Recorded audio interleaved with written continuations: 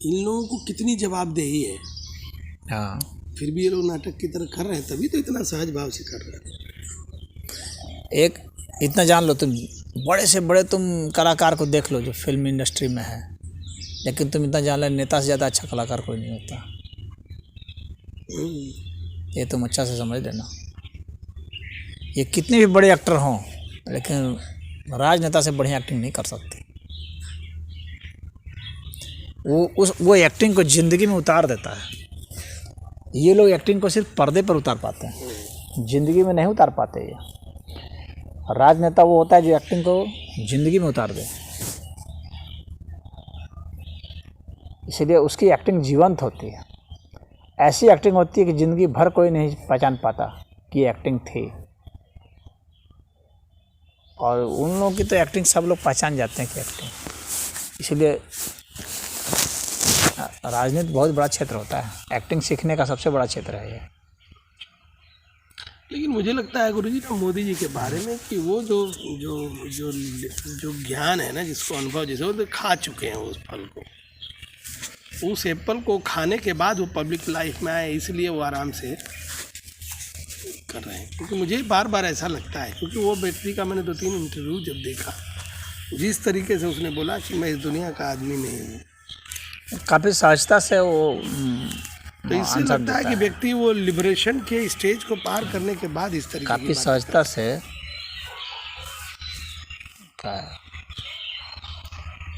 वही लगता है ना जी। उसमें आप सहजता कहते हैं ना बहुत कि भाई आप जैसे आत्मज्ञान हो जाने के बाद भी व्यक्ति फिर ये ड्रामा करता ही है, लेकिन फिर तब पूरा ड्रामा की तरह करता है। हाँ, तो है। ऐसा नहीं है कि वो इस ड्रामा को छोड़ देता है, आप कर ही रहे हैं ना। छोड़ने की बात तो कुछ नहीं होती है, छोड़ने की बात नहीं है, लेकिन अपने चित्त का फैलाव उधर छोड़ना पड़ता है। चित्त का फैलाव तो तुमको अंदर ही करना पड़ेगा, तभी वो होगा। क्योंकि उसको सूक्ष्म, उसको विराटता में तो बाहर फैला करके आदमी अनुभूत कर सकता है, लेकिन सूक्ष्मता में अनुभूत करना है तो उसको अपने अंदर ही जाना पड़ता है।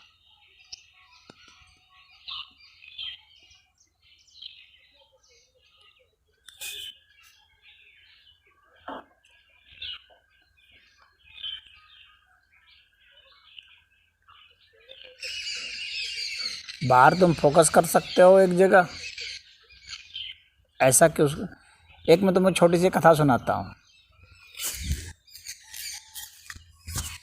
एक साधु थे, उनका एक चेला था, बहुत वर्षों तक उसका साथ रहा, ऐसे घूमता रहता था, तो वो चेला भी उब गया, परेशान हो गया। कहा, अरे गुरुजी आप हमको कोई मंत्र दिए नहीं आज तक, इतना दिन में घूमता रहा आपके साथ। तो वो संजोग था कि वहाँ पर एक पुल था, तो उस पुल पर वो उसको ले आए, कह कि आज मैं तुमको एक मंत्र दे रहा हूँ, ताकि देखो ये बताओ कि नदी किधर बह रही है, किधर बह रही है, और तुम कहाँ हो, तो यहाँ हो, तुम बह रहे हो, नहीं, ताकि जिस दिन नदी रुक जाए और तुम बहने लगोगे उस दिन मेरे पास आना, तब तक तुम पुल पर ही रहना, पुल से तुम उतर नहीं सकते हो।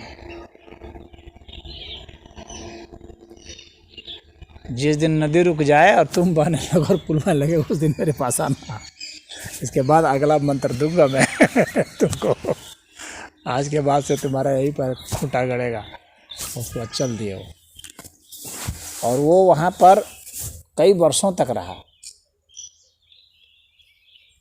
पुल पर, रहते रहते रहते देखते देखते देखते उसकी आँखें जो है ना वो नदी में टिक गई, देखते देखते ध्यानस्थ हो गया वो, और तब उसको लगा कि नदी रुक गई है और ये पुल बह रहा है। जैसे हम लोग ट्रेन में बैठे होते हैं कभी कभी, तो ऐसा लगता है अपनी ट्रेन खुली, लगता है कि सामने वाली ट्रेन चल रही है, वो खुल गई है। तो उस तरह से उसको अब फीलिंग आने शुरू हो गए, यानी उतना फोकस उसका शुरू हो गया। तो वैसा फोकस चाहिए यहाँ पर, तब तुम देखोगे कि ये जो स्थिर है वो कैसे मूव कर रहा है,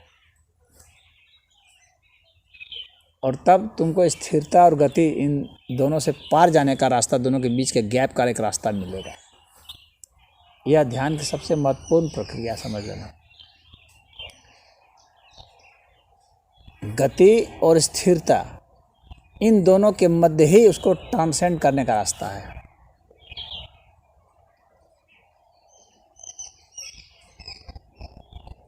कोई चीज़ ठहरी हुई है, अब मान लो यह चीज़ रुकी हुई है और ये चलने शुरू हुई, ठीक चलने शुरू हुई, यानी अब गति वो उसकी शुरू होगी। अपना जो स्थिरता वाला था वहाँ से जैसे स्टार्ट हुआ वहीं पर रास्ता है उसका एग्जैक्ट।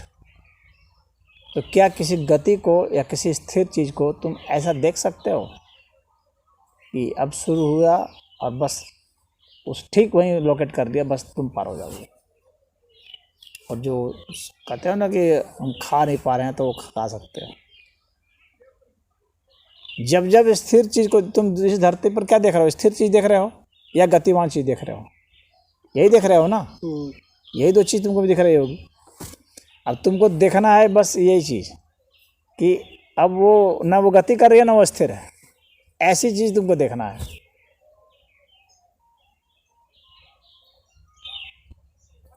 यानी कोई चीज़ जो स्थिर है वो ठीक गति करने वाली होगी, बस उसको तुम देख लो। इतना तुम्हारा बारीक ऑब्जर्वेशन होना चाहिए कि ठीक उसका जो स्टार्टिंग पॉइंट होता है वहीं पर एक रास्ता है, वहीं पर एक बहुत संकरी गली है, उस गली से तुम पार हो सकते हो।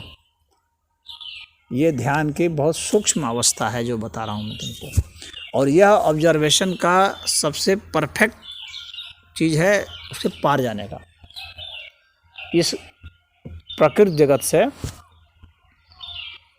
पार जाने का, गत्यातीत अवस्था में जाने का। तो गुणों से पार चले जाओगे। जब तक व्यक्ति स्थिरता में और गति में है तब तक वो गुणों में रम रहा है, तब तक वो प्रकृति में रम रहा है, उसको ट्रांसेंड नहीं कर पा रहा वो। और मनुष्य की दृष्टि ऐसे ही होती है कि जब तुम आँख से देखोगे तुमको या तो गति दिखेगी या तो स्थिरता दिखेगी, लेकिन जब तुम उसको माइंड से देखोगे, अपनी आँख को इतना स्थिर करो कि अब आँख स्थिर होने लगेगा लेकिन माइंड जो है ना एकदम अलर्ट हो जाएगा, तो हम उस मन के उस भाग से हम उसको पार कर सकते हैं। तो इतना ज़्यादा तुमको अलर्ट होना पड़ेगा, क्योंकि ये मोमेंट बहुत थोड़े समय के लिए होता है कि वहाँ पर जो एक रास्ता मिलता है, बहुत सूक्ष्म गति के बीच में एक रास्ता मिलता है। इसीलिए बुद्ध ने उस शब्द की बात की थी। बुद्ध ने ये कहा था कि जैसे ये वृक्ष है कहना सही नहीं है, बुद्ध कहते थे कि यह वृक्ष हो रहा है कहना सही है। हाँ, प्रोसेस कंटिन्यूड है। तो वो इसलिए कहते थे क्योंकि उस लोकेशन को फाइंड आउट कर लिया।